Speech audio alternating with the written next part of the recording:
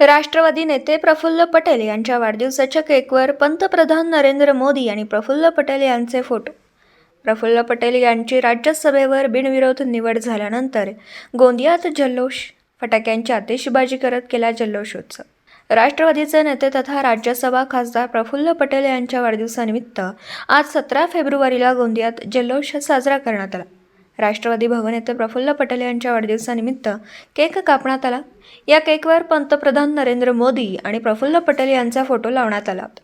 तर प्रफुल्ल पटेल यांची राज्यसभेवर बिनविरोध निवड झाल्याबद्दल फटाक्यांची आतिषबाजी करत राष्ट्रवादी कार्यकर्त्यांनी जल्लोष साजरा केला।